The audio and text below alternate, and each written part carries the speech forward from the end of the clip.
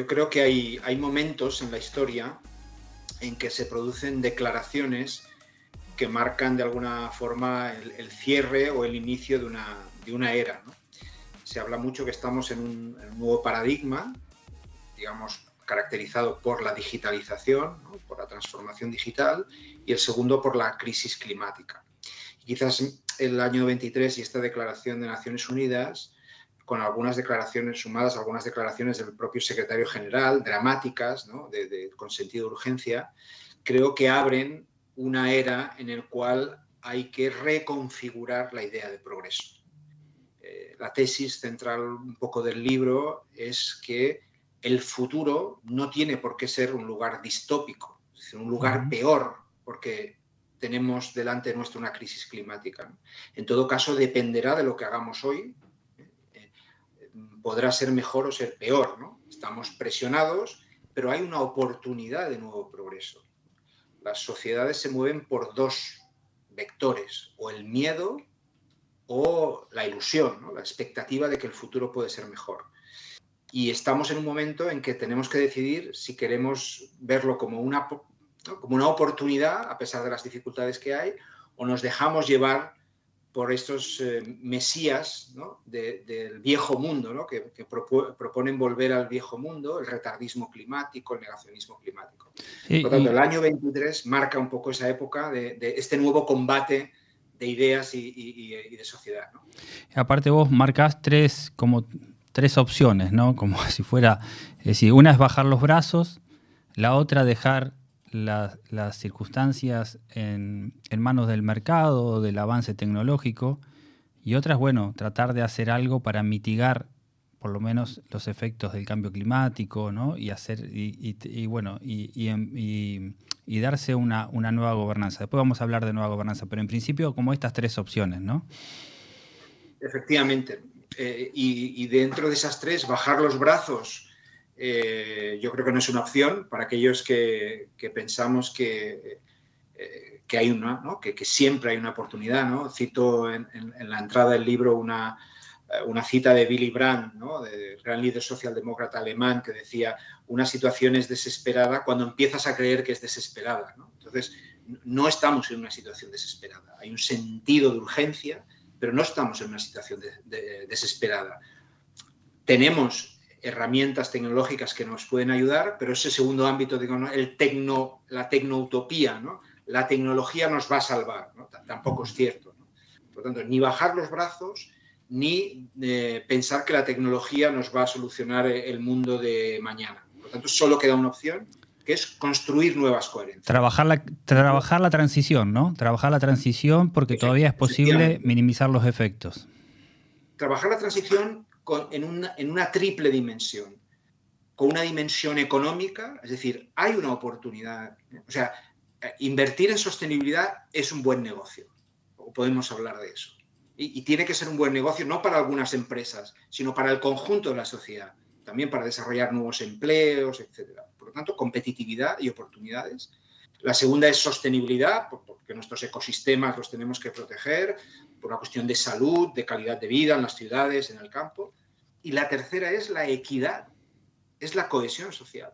Si no conciliamos competitividad con sostenibilidad, no habrá equidad. Y entonces las desigualdades se dispararán, será la jungla, volveremos al mundo de sálvese quien pueda. Y eso es un desastre colectivo, ¿no? Por lo tanto, solo tenemos esa opción, ¿no? De construir un nuevo progreso sobre competitividad, sostenibilidad y equidad. Nosotros en este medio de comunicación, en este espacio que hemos generado, trabajamos y hemos dividido, tal vez caprichosamente, las transiciones de la democracia, ¿no? Trabajamos mucho en Argentina lo que fue los 40 años de democracia el año pasado, en España un poco más, trabajamos mucho con España, pero digamos, creo que la democracia es uno de los grandes temas de estos tiempos, ¿no? Cuando hablamos de las transiciones de la democracia, hacemos hincapié en la transición digital, lo que tiene que ver con la inteligencia artificial y demás. La transición demográfica, vos lo sabés y hemos conversado bastante, digamos, las grandes metrópolis, los grandes conurbanos, las grandes conurbaciones, los continuos urbanos, que eso modifica sustancialmente. Y después, digamos, la transición energética, ambiental. Pero vos acá señalás, corregime, que en realidad, cuando hablamos también de la nueva gobernanza, hablamos de más allá de las teorías, de un marco, ¿no? De un marco de lo sostenible. Entonces, incluso decís, bueno, esta nueva gobernanza, ¿qué tiene? Digamos, es más sofisticada y le agregamos la palabra de justa, ¿no? Como una característica fundamental. Y una nueva gobernanza para un nuevo mundo, digamos. Y fíjate, vamos a ir a la gobernanza, pero quiero tomar el hilo de tu primera expresión tu primera reflexión sobre la democracia, ¿no? Yo en el libro hago una reflexión que nos estamos jugando también el concepto de libertad, como lo entendemos en nuestras democracias liberales, ¿no? Si no conciliamos competitividad, sostenibilidad y equidad, vamos a poner en riesgo el concepto mismo de libertad, ¿no? La libertad de poder elegir el tipo de vida que quieres, porque el clima no nos lo va a permitir, ¿no? Y vamos a dejar una cantidad de gente atrás, ¿no? Por lo tanto, o sea, la sostenibilidad tiene que ver con la democracia y con la libertad, que esto no se suele reflexionar sobre no, eso, incluso ¿no? hay contradicciones porque, bueno, en Argentina, vos lo sabrás, vivimos un gobierno que hace gala de la libertad, de lo libertario, de la libertad, desconociendo el cambio climático, porque es esa red de nuevos liderazgos que podemos englobar en la nueva derecha y demás, que al estilo Trump, o en este caso Milei en Argentina y algún otro, digamos, en Europa, que en nombre de la libertad, el caso en Argentina puntualmente, desconocen de los efectos del cambio climático. Absolutamente. Por eso el libro apela a esta nueva idea de progreso, es ante todo un combate de ideas, ¿no? Es un combate por quién impone la idea, ¿no? Y el populismo y la extrema derecha, como está pasando en Argentina, como dices tú, desconoce, ¿no? los efectos del cambio climático con una falsa bandera de libertad, que es la libertad de aquellos que tienen dinero, ¿no? Pero justamente lo que llamamos los bienes públicos globales, que es la naturaleza, es el patrimonio de los que no tienen plata. Por eso los tenemos que preservar, ¿no? Las políticas públicas y los bienes públicos globales es patrimonio de aquellos que menos tienen. Y entonces este es un combate por la democracia, por la libertad y por la igualdad, ¿no? En primer lugar. Y por eso hablo de la necesidad de darle un choque de modernidad a nuestra gobernanza. Porque, por lo menos si nos fijamos en España, tenemos problemas del siglo XXI con políticas del siglo XX, con estructuras gubernamentales del siglo XIX. Sí, lo mismo que pasa, yo creo, en Argentina tranquilamente, y podemos extenderlo, Podríamos, ¿no? aplicarlo a Argentina, por ahí veo que citás, porque esta frase también me hace acordar algo que repite un amigo en común, seguramente que lo mencionás en el libro, a Daniel Innerarity, ¿no? Y hablas de las teorías y de las emociones, de los sentimientos, ¿no? Efectivamente, por eso hay que darle un choque de modernidad, hay que construir nuevas coherencias. Y eso, como decía antes, se puede hacer por miedo o por una expectativa positiva. Si nos dejamos arrastrar por el miedo, ganan los populistas, gana la extrema derecha, ganan esos que quieren volver a... que dan un falso confort invitando a la gente a volver al pasado, ¿no? Y el futuro nunca se ha construido con el pasado. Entonces ahí, pues eso, con autores como Daniel Innerarity, dicen, no, tenemos que apelar a esas nuevas coherencias, nuevas ideas, con eficiencia, es decir, mostrar lo que se dice en inglés, que es una expresión que me gusta, ¿no? Los quick wins, ¿no? Victorias rápidas, ¿no? Tangibilizar, ¿no? Tangibilizar los beneficios de la sostenibilidad desde el punto de vista funcional, desde el punto de vista de nuestra vida diaria, desde el punto de vista de las oportunidades y del punto de vista emocional, ¿no? Efectivamente, ¿no? La política de los afectos, ¿no? Hay que abrazar de forma amable con narrativas, relatos, políticas, y con eso que llamamos la transición justa, ¿no? Con políticas no solo redistributivas, predistributivas. Hay que ir ya más allá, hay que ir con la predistribución, ya no solo con...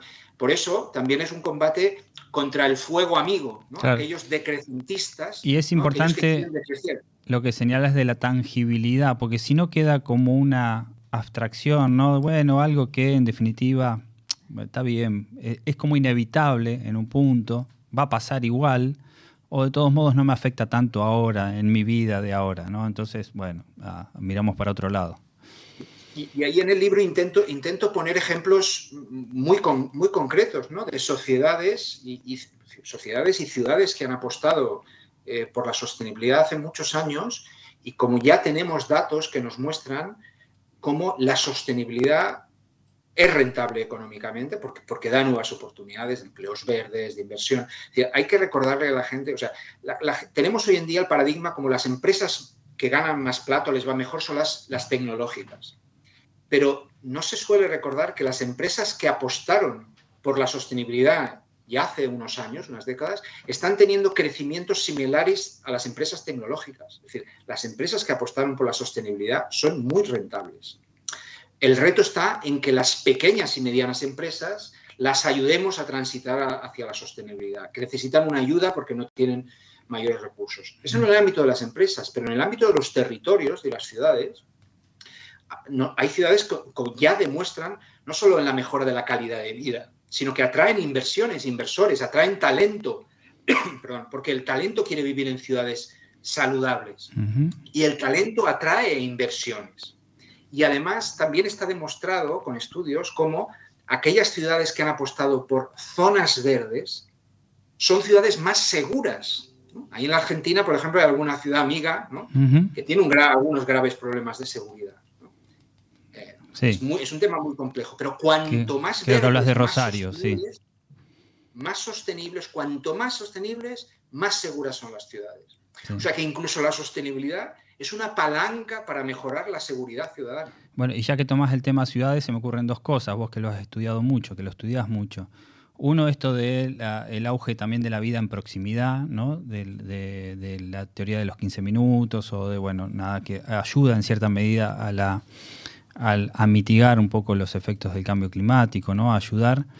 Me parece un factor fundamental. Y por otro lado, digamos, son nuevas demandas hacia los alcaldes o intendentes, en nuestro caso de Argentina, pero digamos que antes los gobiernos locales, digamos, no era un tema que los interpelaba, como los interpela ahora, ¿no? Está dentro de las nuevas incumbencias. Efectivamente. Yo en la ciudad de los 15 minutos, y además Carlos, que lo ha teorizado muy bien, yo creo, a mí me gusta ampliarlo un poco más, ¿no? Yo suelo decir, la ciudad de los 15 minutos suele ser la ciudad de los pudientes, de los ricos. Tener en 15 minutos escuelas, hospitales, todos los servicios suele ser de ciudades ricas, ¿no? Yo creo que en las áreas metropolitanas, en las metrópolis, hemos de hablar de la ciudad de los 15 minutos, que es nuestro distrito, nuestro barrio, y la ciudad de los 45 minutos, ¿no? Donde en esos 45 minutos tenemos nuestro trabajo, el hospital de referencia, podemos tener parques, ¿no? Los mejores parques para disfrutar de tiempo libre, deporte, ¿no? Por lo tanto, yo creo que es la ciudad de los 15 minutos, que es la proximidad inmediata de la comunidad del barrio, y la ciudad de los 45 minutos, ¿no? Ahí esa escala de los 45 minutos nos da la oportunidad de tener un diseño de políticas urbanas coherente, ¿no? Construir estas nuevas coherencias, ¿no? Y ahí hay mucho por hacer, y ahí hay que hacer un trabajo de co-creación, ¿no? Ahí vuelve a desbordar la gobernanza actual, ¿no? Ya no puede ocupar solo a los alcaldes, a las ciudades, sino que es una colaboración público-social-privada. Y en esa ciudad de los 45 minutos hay temas que no son competencia de las ciudades, pero como tú bien dices, son de la incumbencia. Claro. Por lo tanto, ni los intendentes ni los alcaldes van a poder decir esto no es mi responsabilidad, porque los ciudadanos miran a la institución más cercana. Por lo tanto, los interpela a ser proactivos, ¿no? Y hacer en ese sentido un activismo de los gobiernos locales frente a los gobiernos regionales o los estados, etcétera. Sí. Que para eso sirve mucho la red de alcaldes, ¿no? Las redes de alcaldes, digamos, para... No nos gusta la palabra lobby en el mundo latino, nos parece utilizamos más la incidencia, ¿no? Claro. La incidencia, pero realmente las ciudades tienen que atreverse a reclamar nuevos espacios, no sé si nuevas competencias, pero sí las herramientas, claro, que recursos para poder construir esa ciudad a los 45 minutos, a las 15 y los 45 minutos. Bueno, pero de otra manera, vamos a perder la batalla. Es importante ahí una parte que vos también trabajás, el tema de la diplomacia de ciudades, ¿no? Porque, digamos, esto de ahora pensar local y actuar global, digamos, las problemáticas, compartirlas globalmente, ¿no? O sea, digamos, buscar soluciones comunes. Yo creo que ahí hay que ser muy claros. Nosotros solemos decir, el siglo XXI es el siglo de las ciudades.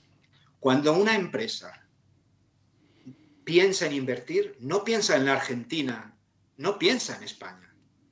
Piensa en Buenos Aires, en Rosario, en Córdoba, en Madrid, en Barcelona. Está pensando en ciudades. Sí.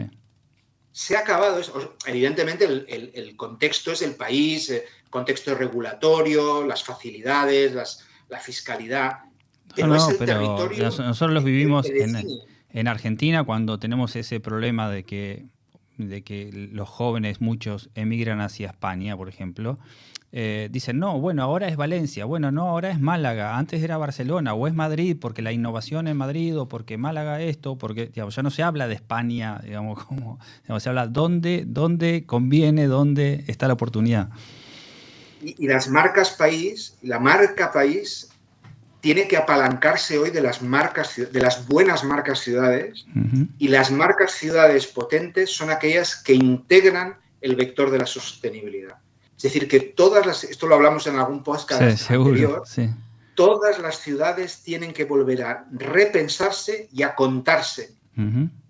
Porque no sirve lo que teníamos hace 4 o 5 años, justo antes de la pandemia, crisis climática, crisis económica, no sirve, porque precisamente los inversores siguen al talento, y el talento solo quiere vivir en ciudades agradables y saludables. Por lo tanto, las ciudades tienen que volverse a pensar y a contarse, no tanto pensando en las empresas, sino pensando en las personas, que es el vector que atrae a las empresas, ¿no? Y la mayoría están fuera de juego, en eso. Hay dos o tres conceptos muy potentes sobre lo que quiero que por lo menos, digamos, hacer como un doble clic ahí. Uno es el de este contrato social, digamos, un nuevo contrato social, lo público, lo privado, lo social, digamos, cómo eso se articula para ese nuevo contrato, y que expliques un poco más lo de la nueva gobernanza y esto digamos, de un ambiente justo, y me parece que son dos ideas fuerzas que vale la pena explicarlo un poco. Sí, gracias por la pregunta. Básicamente, además de una oportunidad económica, la sostenibilidad, o esto que llamo yo la nueva República Verde, es una oportunidad para reconectar con los ciudadanos y reconstruir las políticas sociales, las políticas públicas dirigidas a las personas. Es decir, nos permite repensar lo que estamos haciendo con esta clave, digamos, en clave climática, ¿no? Porque es un vector que va a condicionar toda nuestra vida, ¿no? Por lo tanto, nos tenemos que sentar juntos a repensar cuáles son esas nuevas coherencias, ¿no? Cuáles son esos vectores que van a llevarnos hacia un nuevo progreso. Y en ese sentido, si la pata social no está integrada, no se puede construir, porque va a haber ya no una contestación social, sino que va a haber una desigualdad creciente, va a ser un impacto tan grande que no va a permitir a las empresas, como lo vivíamos, o incluso a los que viven en barrios agradables o pudientes, no van a poder vivir con tranquilidad. Es decir, esta crisis climática, o nos salvamos todos o no se salva nadie. Tú antes, en términos de desigualdad, podías vivir, digamos, dentro de una burbuja, ¿no? Hay muchos barrios ricos que viven dentro de una burbuja, pero la crisis climática traspasa las fronteras y las garitas de seguridad, ¿no? Y se lleva por delante. Y los eventos climáticos extremos también afectan a los barrios o las ciudades ricas, ¿no? Por lo tanto, esta crisis lo que nos enseña es que o nos salvamos todos o no se va a salvar nadie, ¿no? Y eso nos da una oportunidad de reconectar con la mayoría social, ¿no? Económica y social de nuestros países, ¿no? Por lo tanto, hay que reconstruir el contrato social, ¿no? Por eso hablo que ya no es suficiente con las políticas distributivas, sino tenemos que ir incluso a las predistributivas, ¿no? Por lo tanto, es más complejo, es más sofisticado y requiere nuevos diálogos, ¿no? Nuevas complicidades para construir esas coherencias, ¿no? Por lo tanto, un nuevo contrato económico-climático-social es el que hay que construir, porque el que teníamos era económico-social y ahora hay que introducir el vector climático que afecta tanto a los ricos como a los pobres, ¿no? Nadie se puede escapar, ¿no? ¿Cómo ves estas redes internacionales? Haces mención, y nosotros lo tuvimos bastante presente acá en Argentina, en Montevideo 2023, creo, si el año pasado se hizo un encuentro sobre la Comisión de Futuro. Es algo que se discute mucho en los parlamentos, incluso en Argentina también había un intento de crearla, finalmente no prosperó, bueno, con el cambio de gobierno y demás. Pero en Montevideo y una red de países, bueno, se habló mucho de la Comisión de Futuro, ahí estuvo Innerarity también participando. Va a haber desde la ONU una cumbre de futuro. Bueno, y vos hablas mucho del futuro, incluso se hace relación ahí al no futuro de Sex Pistols y demás. Bueno, esta reflexión sobre el futuro, de imaginar esos escenarios futuros, ¿no? Hacer un trabajo prospectivo, si se quiere.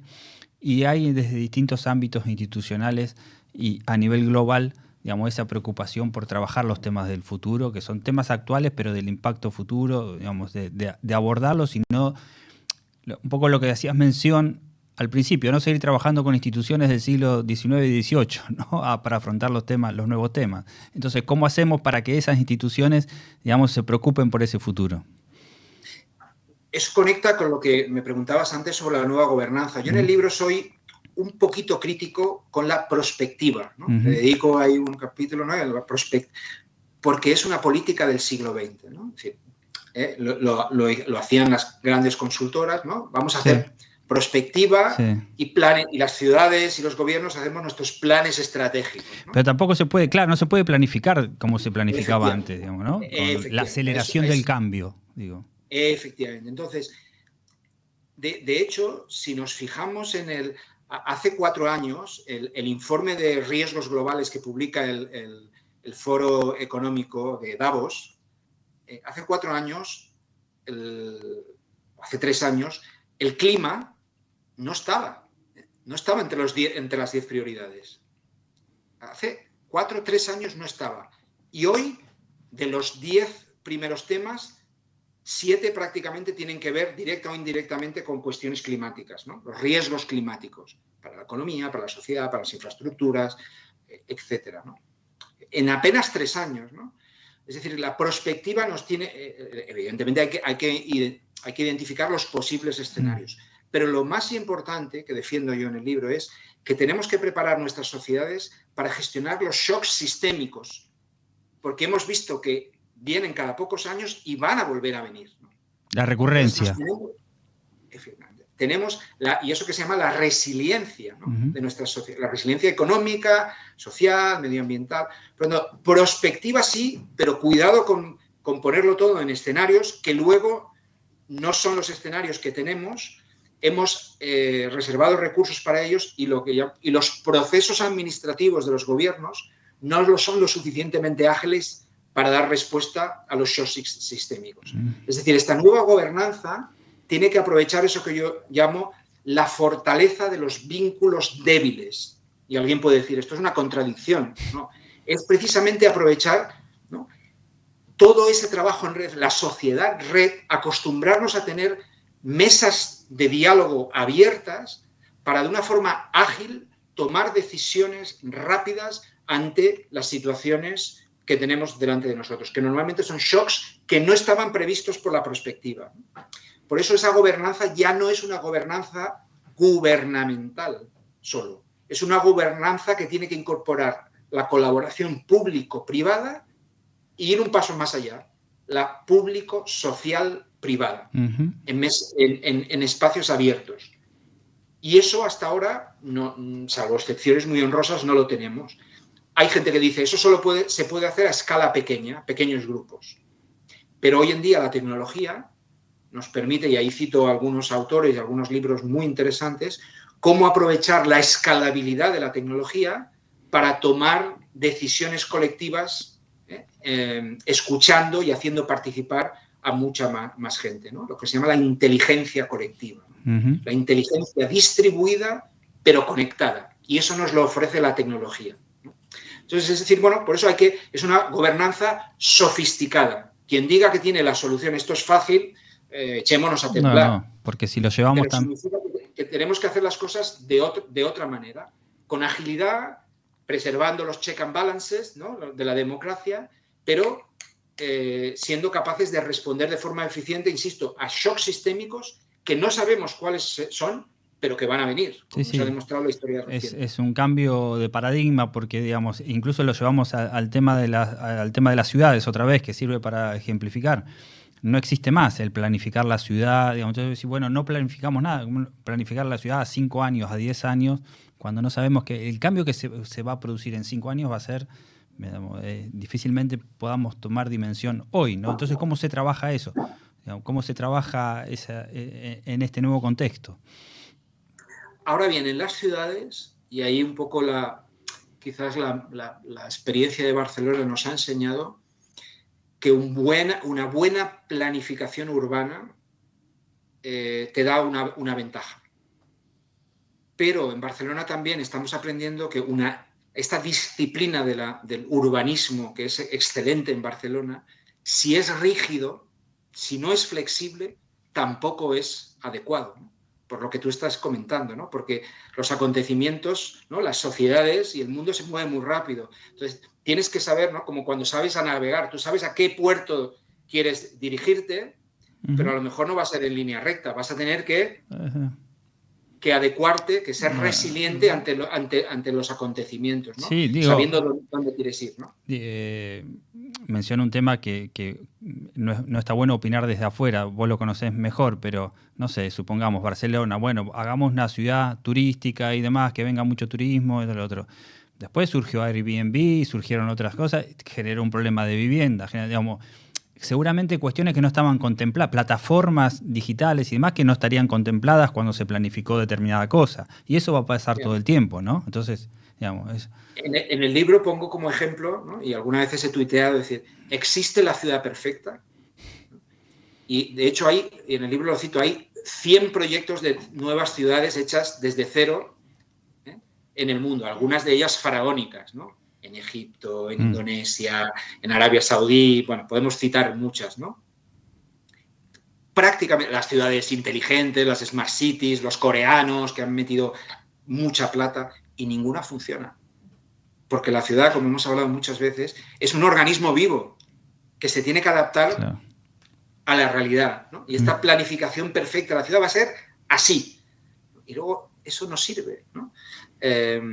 Por lo tanto, eso que llamamos la resiliencia, ¿no?, que es la capacidad de encogerte, ¿no?, de asumir un shock sistémico y luego volver a reaccionar, requiere una gobernanza audaz, innovadora, flexible, participativa, ¿no?, humilde, una gobernanza humilde, ¿no?, en el cual reconocemos que necesitamos a los demás para construir esa gobernanza, ¿no?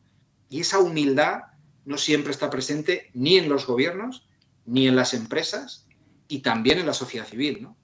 Es decir, tenemos que constituirnos en nuevas sociedades de aprendizaje, ¿no?, donde reconocemos que todos nos necesitamos a todos, ¿no? Esa es la nueva gobernanza, ¿no?, con esos 3 vectores de competitividad, sostenibilidad, equidad, ¿no? Es redefinir la idea de progreso, que es una tarea no fácil, ¿no?, pero reconstruirla desde, iba a decir de la utopía, ¿no?, desde la expectativa de que lo podemos hacer, ¿no?